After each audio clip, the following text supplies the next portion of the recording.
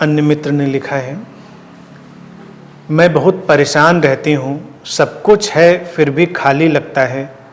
2 साल से योग करती हूँ, सब रोगों से मुक्त हो गई हूँ, रोग मुक्त हो गई हूँ, मगर ध्यान में मन नहीं लगता। क्या करें? योग से शरीर को बहुत फायदा हुआ, मन भी शांत हुआ।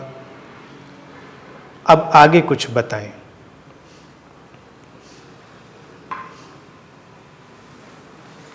ये प्रश्न भी ईमानदार प्रश्न है। योग का जो सामान्य रूप है उससे तुमको इतना ही फायदा होगा, शरीर और मन शांत और स्वस्थ होगा। लेकिन जब योग की बात करी जाती है तो लोग अक्सर कंफ्यूज हो जाते हैं योग के उस बहुत ही विराट एक्सपेंडेड फॉर्म से, जो पूरा एक दर्शन है। लेकिन जो तुम अप्लाई कर रहे हो वो केवल आसन प्राणायाम और जो जीवनचर्या है वही है। तो उस स्तर पे तो वो स्वास्थ्य के लिए ही आवश्यक है। बाकी अगर पतंजलि के योग की बात करें या भारत में योग की जो परंपरा चलती रही है प्राचीन काल से उसकी बात करें, तो उस योग में तो बहुत व्यापकता है। उस योग में ध्यान भी है, उस योग में सारी चीज़ें शामिल हैं। तो वो कंपार्टमेंटलाइज नहीं है। लेकिन जो पॉपुलर है योग के रूप में वो एक बहुत छोटी सी चीज़ है। तुमने उसका उपयोग किया, तुमको लगा कि शरीर मन स्वस्थ हुआ और शांत हुआ, तो ये ठीक है। अब अगर तुम्हारी योग में ही बहुत रुचि है तो तुम योग के मार्ग के अनुसार ही ध्यान की तरफ मुड़ सकती हो। और अगर तुमको सारे मार्गों को हटाकर विशुद्ध रूप से ध्यान में जाना है तो उसके विकल्प भी हैं, तुम उस तरह से जा सकते हो। ध्यान पतंजलि के अष्टांगिक मार्ग में भी 7वें सोपान पर आता है। उसके बाद वो समाधि की बात करते हैं। तो ध्यान भी एक क्रमिक विकास की तरह से पतंजलि ने लिया। वो उनका अपना सिस्टमेटिक ढंग है कि तुम ऐसे ऐसे चलकर फिर ध्यान तक जाओगे और फिर ध्यान की अंतिम जो परिणति है वो समाधि में घटेगी। लेकिन भारत में एक पूरी परंपरा और प्रक्रिया ऐसी भी चलती रही, जब हम सीधे ध्यान में प्रवेश करते हैं हमको किसी भी बाहरी आयोजन की ज़रूरत नहीं है।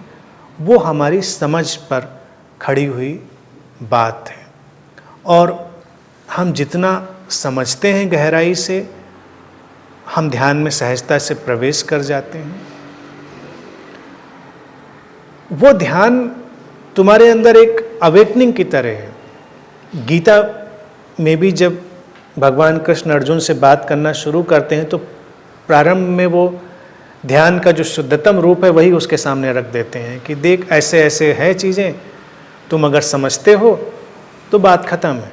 जब वो नहीं समझ पाता तब वो धीरे धीरे आगे प्रक्रियाओं में ले जाते हैं। तो उस तरह से देखा जाए ध्यान एक अंडरस्टैंडिंग, और अंडरस्टैंडिंग के लिए ज़रूरी है कि तुम अपने वातावरण में कुछ बदलाव लाओ।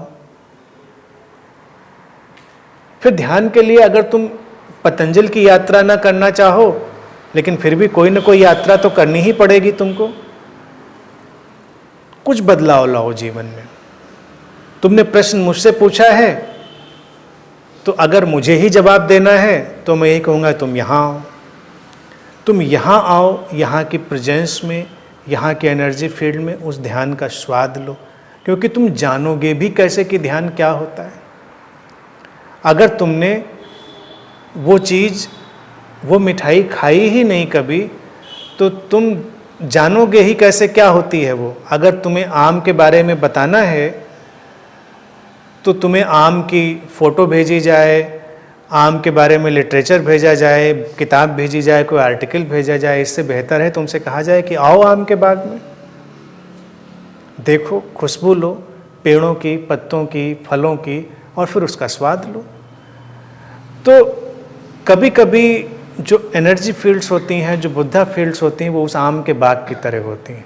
तो ये अनंत का आम का बाग है, ध्यान का बाग है। तुम यहाँ आ सकते हो। तुम आओगे तो तुमको अपने आप पता चलेगा बिना कुछ किए हुए कि ध्यान होता क्या है, ध्यान का स्वाद क्या है। फिर उसको समझने के लिए बहुत सारी बातें तुम समझ सकते हो। जैसे तुम आम के बाग में गए, वहाँ तुमने आम के पेड़ देखे, आम खाया, फिर तुमको बताया जा सकता है कि भाई आम की कलम कैसे लगाओगे, आम का पौधा कैसे लगाओगे, उसको कैसे बढ़ाओगे।